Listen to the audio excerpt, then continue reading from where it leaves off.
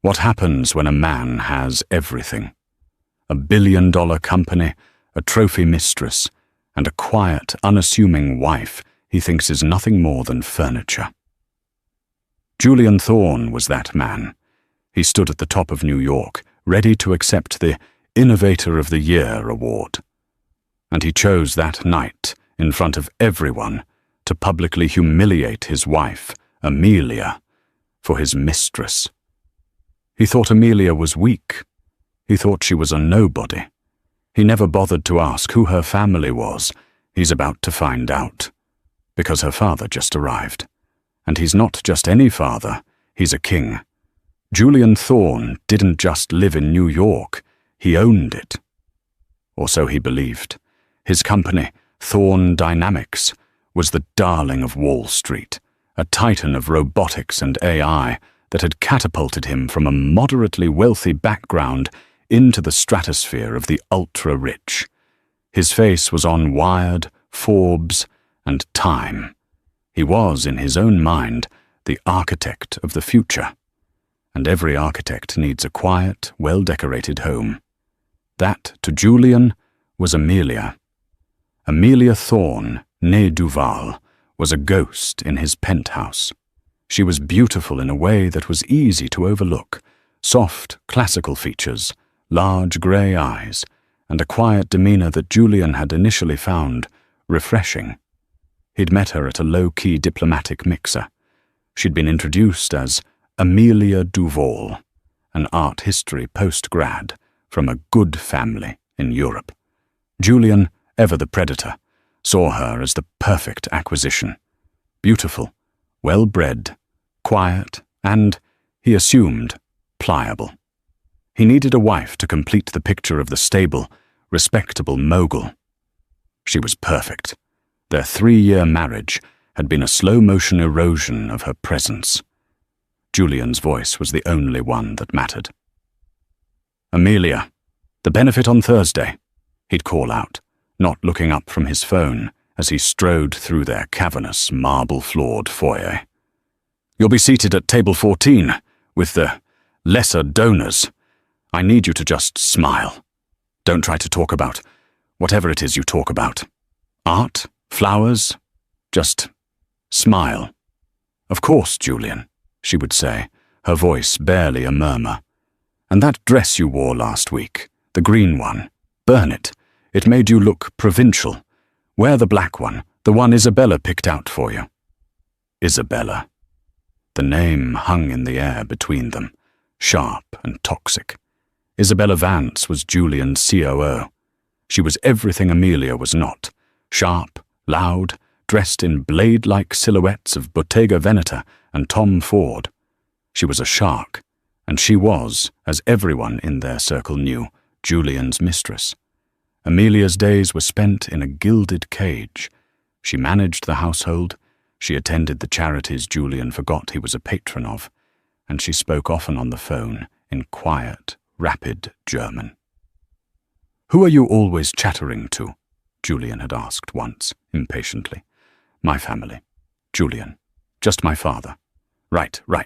The old Money Vineyard crowd. "Tell your papa I'm too busy for a visit this quarter." "Maybe next year," he scoffed, already texting Isabella. What Julian didn't see was what Amelia was doing when he was gone. He mistook her silence for emptiness. He mistook her stillness for stupidity. He never noticed that the art history books on her desk were actually dense volumes on international finance law. He never saw that the charity she was managing was a complex network of anonymous grants to shell-shocked tech startups, the very ones he was trying to put out of business. He never noticed that when she spoke to her Papa in German, her voice changed. The soft, hesitant murmur was gone, replaced by a crisp, authoritative tone that gave precise, complex instructions. "The assets are under-leveraged," she said quietly into her phone one afternoon, looking out over Central Park. "Thorne Dynamics is running on ego. He's exposed. He thinks his Q4 projections are a secret. I've read the full brief. He's about to acquire CyberLux, but he's using his personal shares as collateral, leveraged against the primary trust. A deep, accented voice replied on the other end. And the woman, Vance? Amelia's eyes hardened. She is a liability he insists on promoting. She's sloppy. She's feeding him data that confirms his own bias. They're preparing for the Innovator of the Year gala on Friday. He sees it as his coronation. The board in Altenberg is growing impatient, Liebling. I know, Papa, Amelia said. But I needed to be sure. I gave him every chance to be a man of character. He has failed. Friday. It ends on Friday. Let him have his stage. It will make the lesson that much more permanent. She hung up just as Julian burst through the door, energized and cruel. Amy, God, you're still in that robe? It's noon. Listen, Friday is the big night, the Innovator of the Year award. It's mine. The press will be everywhere. I need you to look presentable, but stay in the background. This is my night. Isabella will be at my main table, of course. Business. You understand. You won't. He didn't wait for a reply. He was already heading to his study, pulling Isabella's name up on his phone, a predatory grin on his face. Amelia stood by the window, watching the city below.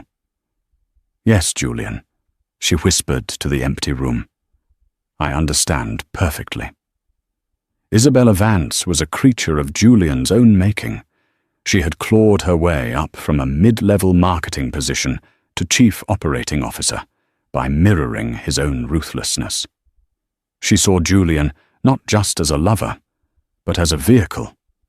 And she saw Amelia as a roadblock, a flimsy, pathetic one, but a roadblock nonetheless.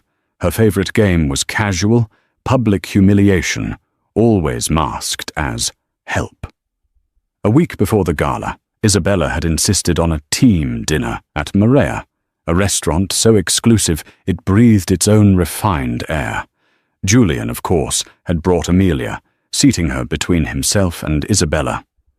Oh, Amelia, honey, Isabella had said, her voice dripping with false sympathy as she placed her hand over Amelia's.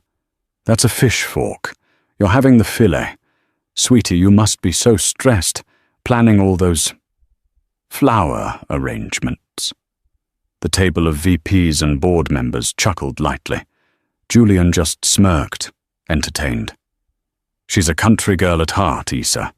You can't blame her. Amelia had simply smiled, retrieved the correct fork and said, You're right, Isabella. My mind is elsewhere. I was just calculating the debt-to-equity ratio of the new acquisition. It seems ambitious. The table went silent. Julian's face darkened. Isabella's smile faltered. Don't be ridiculous, Amelia, Julian snapped. She reads a headline and thinks she's a banker. Eat your steak.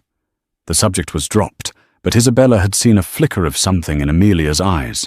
A dangerous spark. She resolved to crush it. Her next attack was more direct. 2 days before the gala, Amelia had done the one thing she never did. She visited Julian's office. She came bearing a peace offering, a framed photograph from the early days of their marriage, a rare moment of genuine smiles on a trip to the coast. She thought, perhaps, one last time, she could appeal to the man she had once believed him to be. She stepped out of the private elevator onto the 70th floor executive wing. The entire floor was open-plan glass and steel, culminating in Julian's corner office. He was in there, but his back was to the door. He was with Isabella, and they weren't talking business. Amelia stopped, hidden by a large concrete pillar. Julian had Isabella pressed against the floor-to-ceiling window, his hands possessively on her waist. He's giving me the award, Julian was saying, his voice thick. The mayor himself. And after? Isabella purred, tracing the lapel of his suit. After you win. What about the mouse? It's getting embarrassing, Jay. She's a drag on your brand." I know, Julian sighed, pulling back. "But the divorce, it's complicated. Her family, they're weird, old world, connected somehow. It's not the right time." "Then make it the right time," Isabella hissed, "or I will. I want to be the one on your arm, Jay. Not that pale, useless ghost. Prove it to me. On Friday, prove to everyone that I am your partner, that I am the one who built this with you. Issa, don't prove it, or I walk, and I take the Cyberlux integration plans with me." Amelia didn't need to hear any more.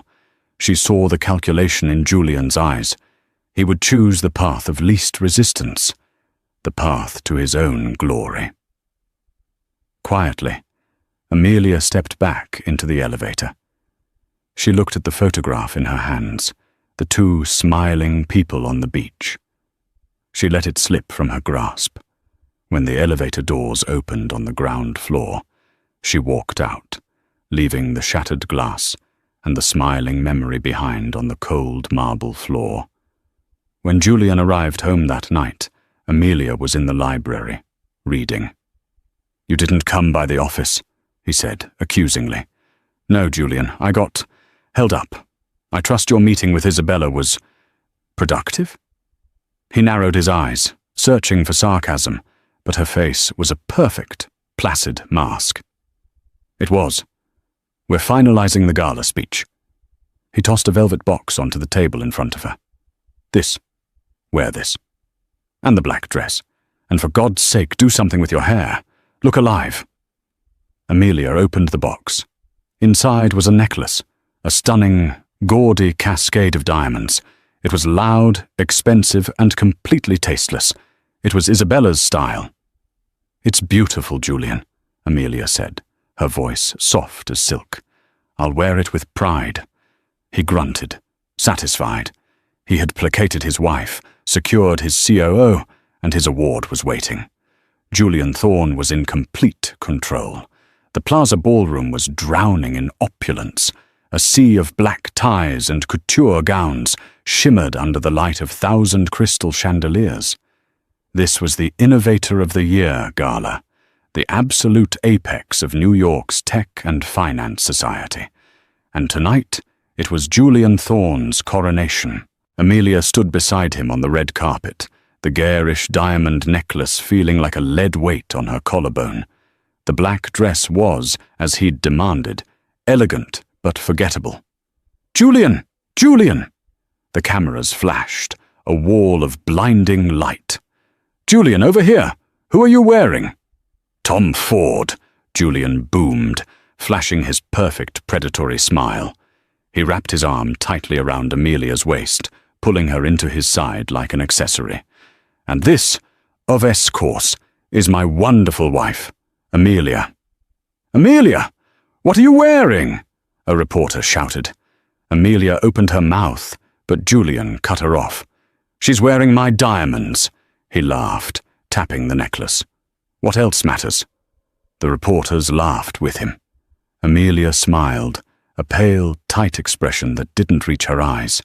Inside, the ballroom was buzzing. Julian, in his element, dragged Amelia from group to group, a king holding court. He introduced her not by her name, but by her function. "This is my wife, Amelia. She keeps the home fires burning, eh? Senator, lovely to see you. You know my wife, Amelia.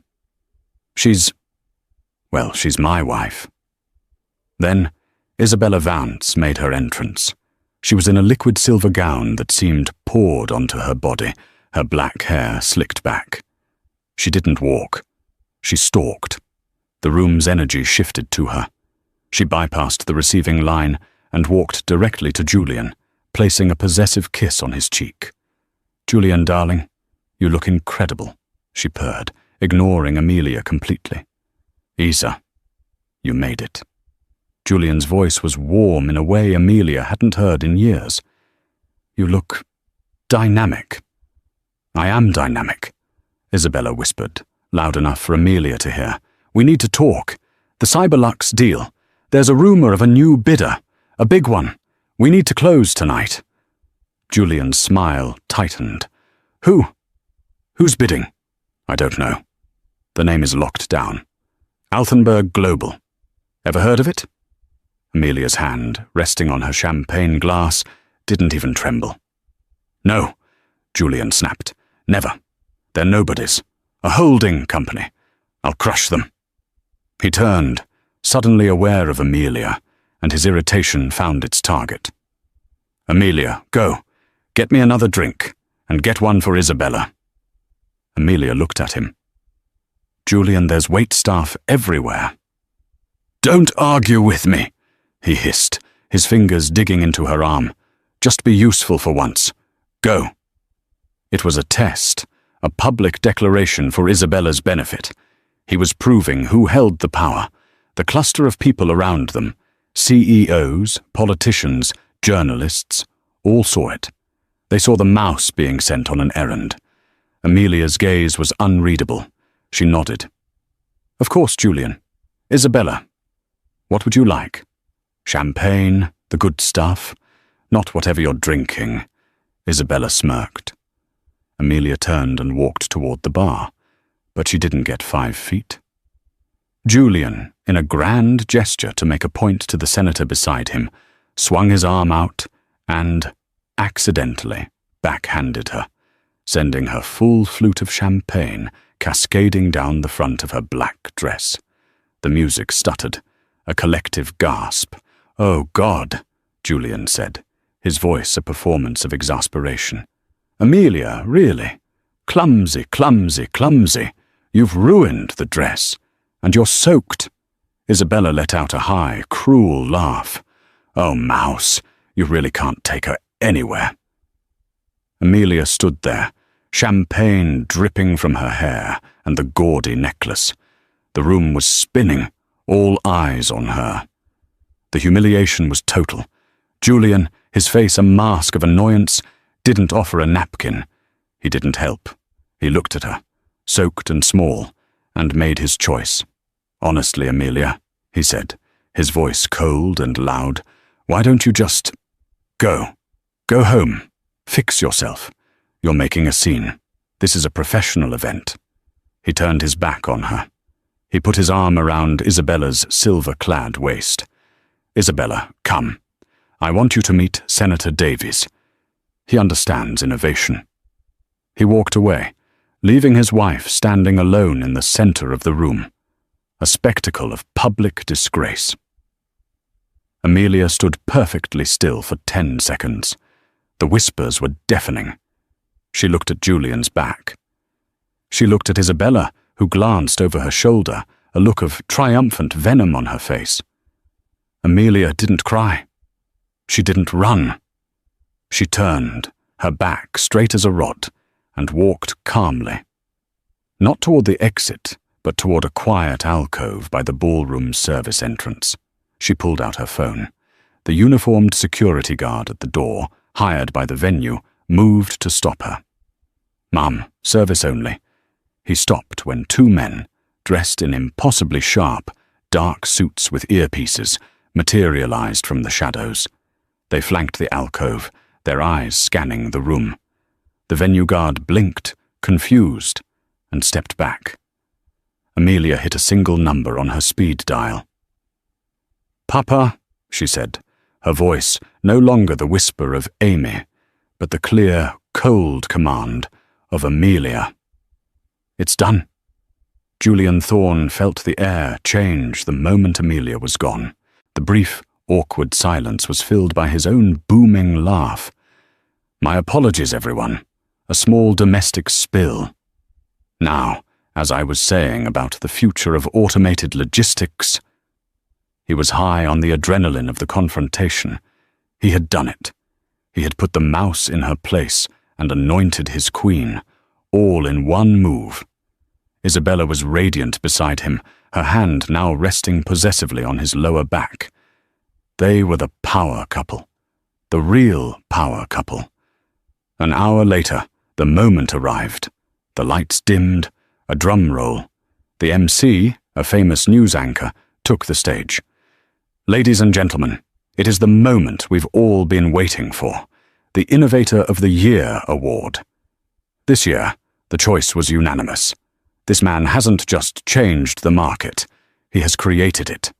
From a small garage startup to a global powerhouse, please welcome the CEO of Thorne Dynamics, the Innovator of the Year, Julian Thorne. The room erupted in applause. Julian kissed Isabella, a full, public kiss that left no room for interpretation. He strode onto the stage, his arms raised in victory. He was a Roman emperor. "Thank you, thank you," he beamed, accepting the heavy crystal award. "Thank you. What a night." He gripped the podium, his knuckles white. "They say innovation is a lonely road. They're wrong. You cannot build the future alone. You need a partner." His eyes found Isabella in the front row. "You need someone who sees the world the way you do. Someone who isn't afraid to take risks, to be ruthless, to cut away the dead weight that holds you back." The crowd murmured, sensing the drama.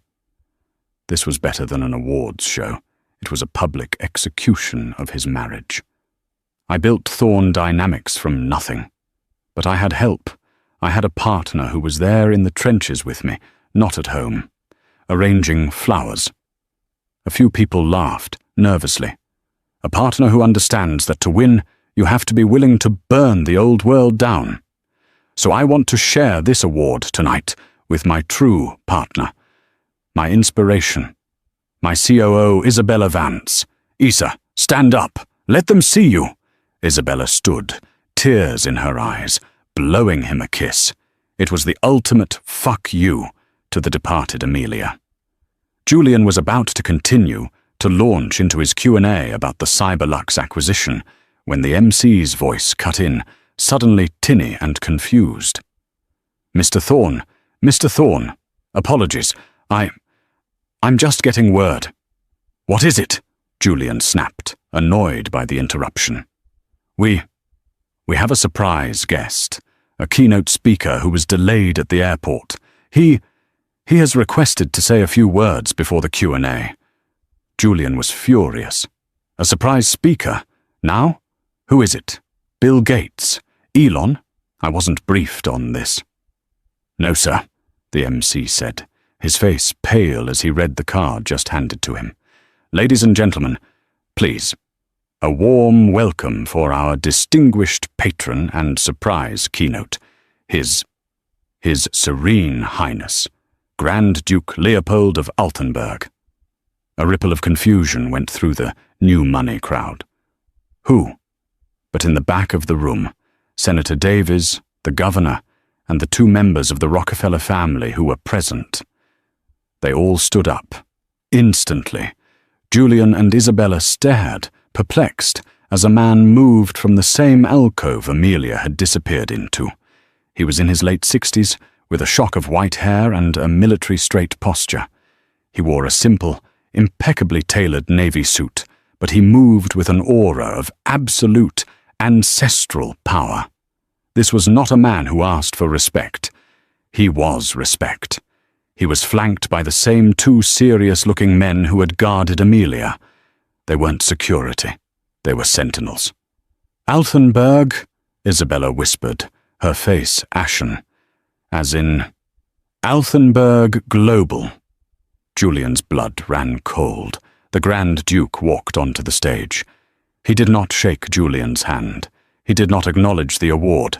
He walked straight to the podium, and the MC, a man famous for grilling world leaders, simply handed him the microphone and stepped back. Leopold of Altenburg looked out at the glittering crowd, his blue eyes like ice chips. "Good evening." His voice was a low, cultured rumble, accented and amplified, silencing the entire ballroom. "I am Leopold." He turned his head slightly and looked, for the first time, at Julian Thorne. "A fascinating speech. Mr. Thorne." The silence in the ballroom was no longer polite. It was heavy and absolute. Julian Thorne, who had commanded this room moments before, was now a statue, a prop on his own stage. Grand Duke Leopold surveyed the crowd. His gaze was that of a man who owned the building, the city, and quite possibly the air they were breathing. "I am here tonight for 2 reasons," Leopold began, his voice calm and lethal. "The first is as a patron of true innovation. My family's holding company, the Altenburg Global Initiative, has long believed in funding the future. We believe in integrity, in honor, in character." He let the word character hang in the air, a deliberate indictment. We have been, quietly, observing the American tech sector, looking for a new flagship investment, a new division to build upon. We look for vision, but we also look for stability. Julian, sensing an opportunity, stepped forward, his arrogant smirk re-emerging. "Your Serene Highness, Julian Thorne, CEO of Thorne Dynamics. Perhaps we could—" Leopold raised one hand, palm out. Not a large gesture, but it stopped Julian as effectively as a brick wall. "I am aware of who you are, Mr. Thorne," the Duke said, his voice dropping a degree. "I am also aware of Miss Vance." Isabella, who had been preening, froze. "The Altenburg Global Initiative," Leopold continued, turning back to the stunned audience, "is a $500 billion strategic fund. We do not bid on companies. We acquire them. We are, as of 9:01 p.m. this evening, the new majority partner in the Cyberlux venture." Julian's world tilted. "What? That's impossible. My deal was closing tonight." "Your deal," Leopold said, "was a leveraged buyout using personal assets. The board of Cyberlux preferred cash. My cash." You, Julian was sputtering. Isabella looked like she was going to be sick. The company, their prize, the thing she had used to blackmail him, was gone, snatched from under them. "But that is not the main reason I am here," the Grand Duke said, his tone shifting from corporate raider to something far more personal. "I am here as a father." A confused murmur. "My family. We are from a small, quiet part of Europe. We do not broadcast our presence. We believe in the old ways, that a person's worth is in their actions, not their title. My daughter felt the same. She is a woman of formidable intellect, with degrees in finance from LSE and law from Yale. But she worried. She worried that the world would only see her title, that men would only want her for her name." Julian's face was a mask of confusion. He didn't understand. "So, 3 years ago," Leopold said, his eyes finding a spot at the back of the room, "she made a request to live a normal life, to come to America with a different name, her mother's name, Duval, to see if she could find a partner who would love her. Amelia Duval. Not the person she truly is. She wanted, as she said, to see the wolves in their natural habitat." Julian stopped breathing. Amelia. Duval. Her mother's name. German. Papa. Old family. Weird. Connected. "Oh my God," Isabella whispered, her hand flying to her mouth. Leopold's eyes bored into Julian's. She met a man she thought was a builder, a visionary. She respected his drive. She fell in love with him. She gave him her loyalty, her trust, her capital. Julian staggered back, his hand grabbing the podium for support. "Capital? What capital?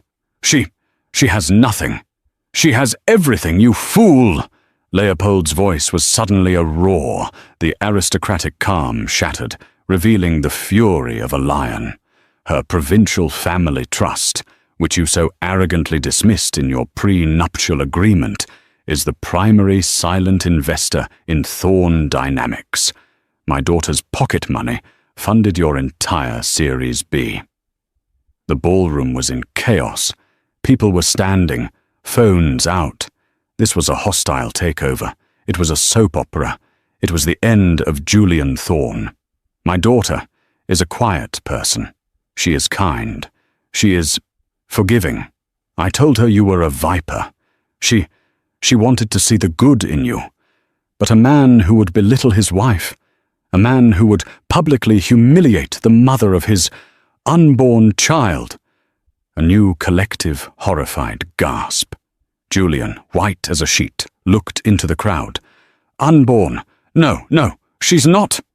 She is, Leopold said, his voice shaking with a rage that was terrifying to behold.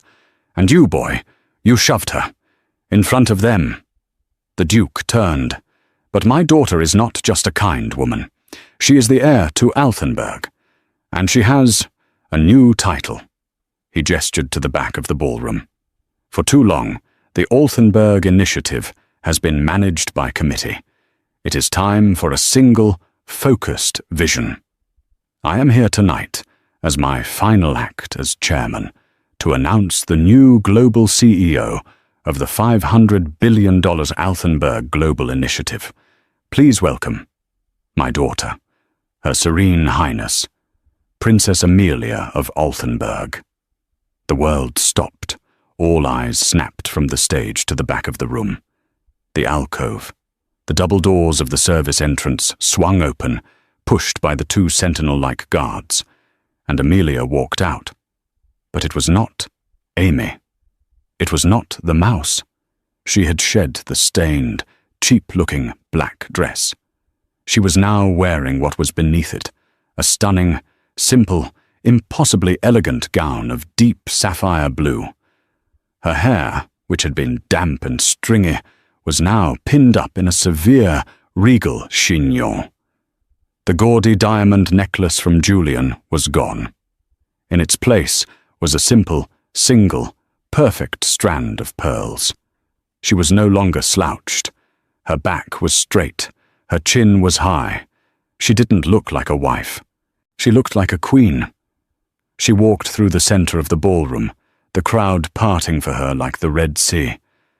The whispers were a hurricane. It's her? A princess? He was cheating on a princess.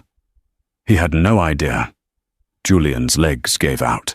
He physically stumbled, grabbing the podium. Amelia! He whimpered. The name was a question, a plea. Isabella Vance was completely and totally frozen. Her entire life, her career, her win over the mouse. It all just evaporated. The woman she'd tormented was not just old money. She was ancient money. She was titled money. Amelia ascended the steps to the stage. She didn't look at Julian. She didn't look at Isabella. She walked directly to her father, who kissed her on both cheeks. "Well done, Liebling," he murmured. "Thank you for coming, Papa," she replied, her voice crisp and clear. He handed her the microphone. She turned to the crowd. Her eyes were not the soft, grey puddles Julian knew. They were chips of slate. "Good evening," she said. Her voice, no longer hesitant, filled the room. It was the same authoritative tone she used on the phone. "My father is, as usual, a bit too dramatic." A light chuckle from the crowd. She had them. "I am Amelia. For 3 years I have been observing. I came to this country to learn, and I have learned a great deal." She finally turned her head and looked at Julian. He was a broken man. "Amy, please, I didn't know. I'm sorry. I love you, Amelia held up a hand. He stopped talking. "You love power, Julian," she said, her voice devoid of all emotion. "You loved what you thought I was, a weak, controllable asset. You thought my family's provincial trust was some quaint vineyard in Germany. You signed a pre-nuptial agreement you drafted, an agreement designed to protect your assets from me." She smiled, a thin, sharp, terrible smile. "I cannot thank you enough for that. Your lawyers were adequate, but mine, the ones who reviewed it from Geneva, were better. You see, the agreement you signed so protectively, also contained a clause, a morals clause, that in the event of public infidelity and humiliation, all shared assets and any assets derived from joint investments revert to the wronged party. Julian's face went from white to green. Joint investments? What? We have no joint investments. My company is mine. Is it? Amelia said, turning back to the audience. Let's review.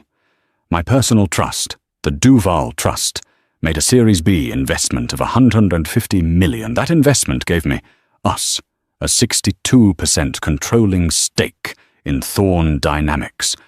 You were so eager for the cash, you never bothered to do your due diligence on Amelia Duval. You thought I was just your wife. She looked at Isabella. And you, Ms. Vance, you were correct. The Cyberlux deal was critical, which is why I bought it. The Altenberg Global Initiative's new technology wing will be absorbing its assets. And of course, its talent. My husband's company, however, is redundant. She turned back to Julian.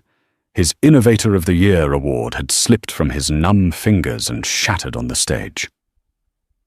As the majority stakeholder of Thorn Dynamics, Amelia announced, I am calling an emergency board meeting, effective 9 a.m. tomorrow.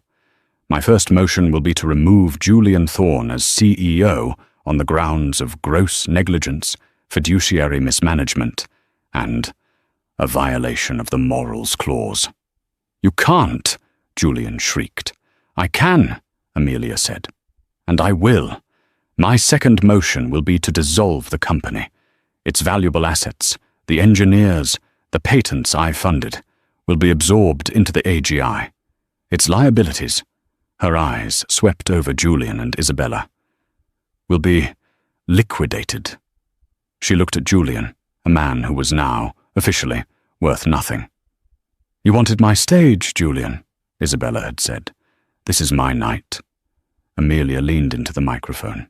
Thank you all for coming. Enjoy the rest of your evening. Father, shall we go? She handed the mic back to the stunned MC. She, her father, and her security detail walked off the stage, leaving Julian Thorn and Isabella Vance in the ruins of their lives, illuminated by 1,000 flashing camera phones. The aftermath was not a news story. It was a detonation. By the time Julian and Isabella stumbled off the stage, they were pariahs. The guests, the senators, the bankers, the CEOs avoided their gaze. A wall of press surged forward, but not for Julian. They swarmed Amelia. Princess Amelia, a comment. When did you plan this? How much is Thorn Dynamics worth? Amelia didn't slow down. She and her father, flanked by their security, moved through the chaos like a battleship through water. Julian, wait! Julian cried out, running after them. Amelia, please! Our baby! You can't do this! I love you! Amy! Amelia stopped at the ballroom doors. She turned, and the entire room held its breath. She looked at him, this screaming, pathetic man. You did not love Amy. You despised her. You belittled her. You humiliated her. And you put your hands on her while she was carrying your child. The princess doesn't forgive that. But Amy does. Then it's okay, he sobbed, grasping. No, Amelia said, her voice flat. It means Amy is giving you a mercy Amy would. The princess would have you jailed for fraud. The princess would have Ms. Vance sued for corporate espionage. Amy is just taking her company back, and she is filing for divorce. Goodbye, Julian. She turned and walked out the door. The next 48 hours were a blur of legal and financial obliteration. Julian's corporate credit cards were declined before he even got home. The locks on the penthouse had been changed. His key to the private elevator no longer worked. He was, quite literally, left on the street in his tuxedo. The 9 a.m. board meeting was a 10-minute conference call. Amelia phoning in from a private jet, stated her case. The remaining board members who had seen their stock options evaporate due to Julian's recklessness and were now facing a $500 billion titan, voted unanimously. Julian Thorne was removed. Isabella Vance was fired, with a clause for moral turpitude. The press was relentless. "Princess Incognito," screamed the New York Post. "The Wolf of Wall Street meets a real lioness." Forbes ran a detailed breakdown. How Julian Thorne's ego lost him $1 billion empire and a $500 billion heiress. Julian's life was over. He was a laughing stock. The prenup, which he had his high-priced lawyers review, was ironclad. He had insisted on the clauses. He had insisted she keep her little family money separate. And she had. That little family money had just swallowed him whole. Isabella fared no better. She was the other woman in the biggest scandal of the decade. She was blacklisted. No firm would touch her. Her plans for the Cyberlux integration were useless, as Amelia's AGI team had a better, more robust plan already in motion. Isabella had been played, not just by Amelia, an opponent she never saw, but by Julian, a man she'd overestimated. Julian tried to fight. He lawyered up, but his lawyers were met by a team from Geneva. They didn't just have documents, they had everything. They had every text message he'd ever sent Isabella on a company phone. They had the financial reports Amelia had been reading in the library. Reports that proved Julian had been cooking the books for his Q4 projections, a fact he'd hidden from the board, but not from his quiet wife. He was facing not just divorce, but federal fraud charges. 6 months had passed since the night of the gala. 6 months since the Plaza Reckoning, as the press had gleefully dubbed it. The world had moved on, as it always does, but the orbits of the 3 central figures had been irrevocably and violently altered. For Julian Thorne, life was no longer a penthouse view. It was a second-floor, beige-carpeted, 2-bedroom apartment in a sprawling, characterless complex in Fort Lee, New Jersey. The view over the Hudson was still there, but it was a bitter, distant caricature of the God's eye view he had once commanded. He sat at a cheap IKEA desk, a high-end microphone, a relic from his old life, plugged into an aging laptop. The rest of the room was sparse, furnished with the few items the Geneva lawyers hadn't deemed derived from joint assets. A broken, glued-back-together Innovator of the Year award sat on his bookshelf, a monument to his own stupidity. He was recording. "And that's the real danger, people," he said, his voice, once a booming instrument of command, now thin and reedy, trying to project a charisma it no longer possessed. "It's the hidden enemy, the person you trust, the one who smiles while they slip the knife in. They call it female empowerment. I call it a hostile takeover."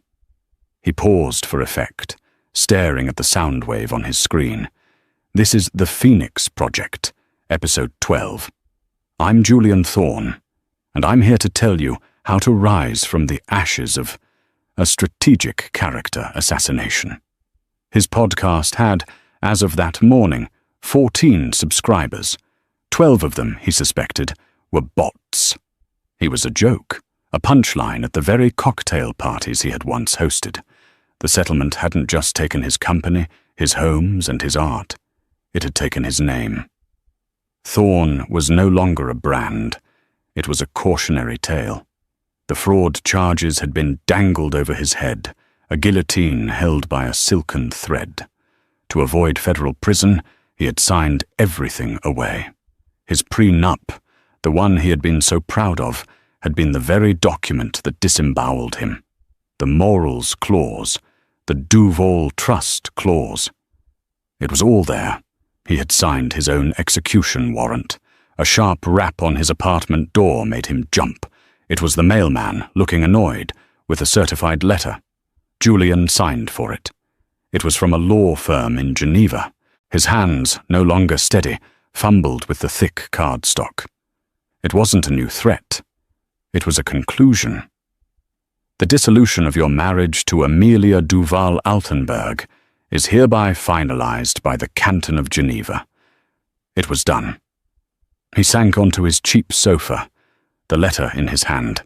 He tried to summon the rage, the fire he'd once had, but all he felt was a vast, hollow, cold. He had lost. He hadn't just been outplayed. He had been playing a different, smaller game all along. He tried to call Isabella. He had tried, in the first few weeks, to find her, to team up, to something. But her number had been disconnected. Her email bounced. She had vanished. He was, for the first time in his life, completely and utterly alone. He looked at his laptop. "The Dangers of Female Ambition," he muttered, trying out a new title. He had learned nothing. Isabella Vance, now known as Isa Martin, stepped off a city bus in a drizzle, shielding her hair with a copy of the Chicago Tribune. She walked into a grey, brutalist office building, swiping a simple plastic keycard. She was a content strategist for a mid-level regional insurance provider. Her life was no longer Tom Ford, Maria, and private jets. It was Ann Taylor Loft, a packed lunch in a Tupperware container, and a cubicle that smelled faintly of burnt coffee. She had been blacklisted, erased. The moral turpitude clause in her firing meant she'd received no severance. The scandal had made her unemployable in any high finance or tech circle. She was toxic. She was the mistress who had helped humiliate a princess. It was a brand she couldn't escape. So she'd done what she'd always done. She adapted. She was a shark, and she would survive, even in this small, muddy pond. She sat at her desk, booting up the old Dell computer. Her 26-year-old manager, a man named Kyle with an unfortunate soul patch, walked by. "Big day, Isa," he chirped. "The Q3 analytics for the bumper-to-bumper campaign are in. Try to make the PowerPoint look snappy this time." "You got it, Kyle," she said, her smile a rigor mortis grimace. As she worked, collating mind-numbing data, her eyes drifted to a magazine on her colleague's desk. It was the new issue of Time. The cover was a painting, a regal, severe, and beautiful portrait. Amelia, not in a gown, but in a severe, modern boardroom suit. Her hair was pulled back. Her gaze was direct, intelligent, and utterly uncompromising. Her pregnancy was visible, a subtle but unmistakable symbol of her power. The headline, "The Princess CEO." How Amelia Altenberg is redefining global power. Isabella stared at it. She felt a familiar, hot bile rise in her throat. But it wasn't just anger. It was something else. A cold, sharp, and painful respect. She had misjudged. She had seen Amelia as a mouse, a soft obstacle to be removed. She had never, not once, considered that Amelia was a lioness in repose, that the entire marriage, the submissive wife act, was a 3-year-long due diligence. Amelia hadn't been a victim. She had been a scout. "She played us," Isabella whispered to herself. "She played us all." She saw it now. Amelia hadn't just won. She had set the board, chosen the pieces, and dictated the rules of engagement. The gala wasn't a humiliation, it was a trigger. A carefully planned casus belli. Isabella looked at her PowerPoint. Bumper to bumper. She had been Julian's COO. She had been on the verge of everything. And now she was here. She hadn't just been a liability he'd cast aside. She'd been a pawn in Amelia's game, a useful, predictable fool. She closed her eyes, took a deep breath, and opened a new slide. Q3 Analytics. She would survive. She would claw her way back. It would take a decade, but she would do it. And this time she would never, ever underestimate the quiet ones. The boardroom was silent, floating 40 stories above Lake Geneva. The snow-capped peak of Mont Blanc was visible in the distance. At the head of the 40-foot glass table sat Amelia of Altenburg. She was 8 months pregnant, and she was, unequivocally, in charge. The Altenburg Global Initiative, the $500 billion sleeping giant of a fund, was now awake, and it was hungry. The projections for the new AGI US Innovation Hub are acceptable, Amelia said, her voice quiet, but echoing in the perfect acoustics. The dozen VPs, grizzled veterans of finance and tech, leaned in. But acceptable is not why we are here.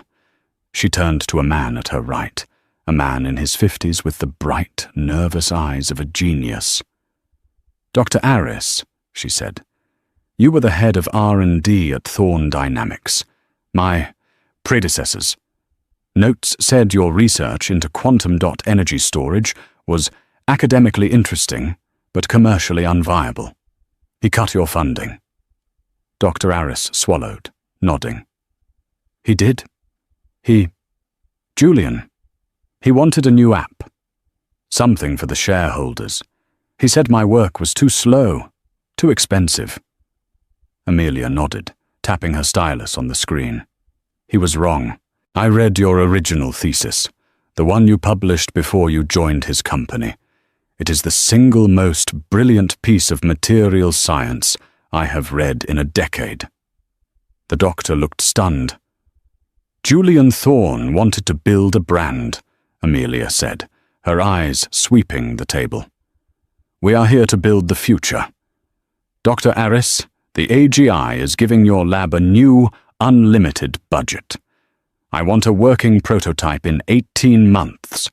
I am liquidating, as my predecessor would say, the division that was working on his social media app. You will have their entire staff. Can you do it? Dr. Aris, a man who had been belittled and sidelined for 3 years, looked at his new CEO.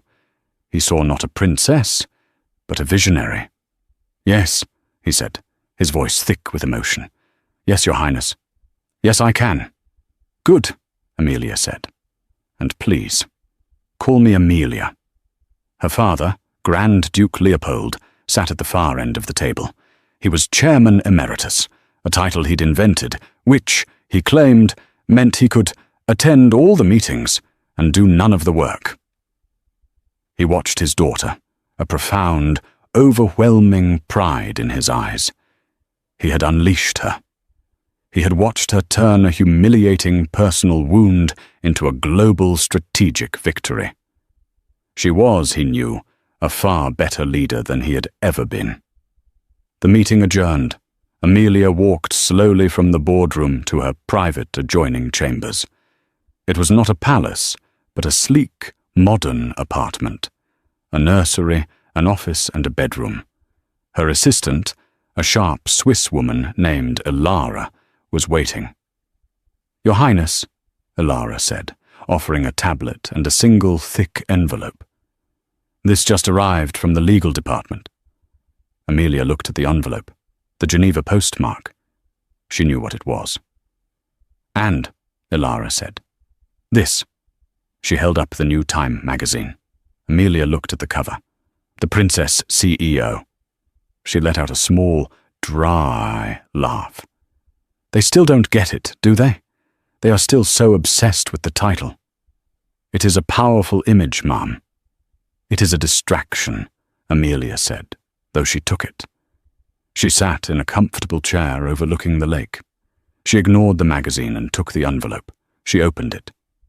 The final decree. Dissolution. A single word on a single page that undid 3 years of her life.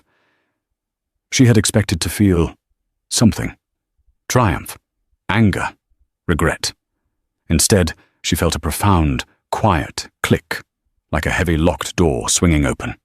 It was the sound of her past moving into its proper place.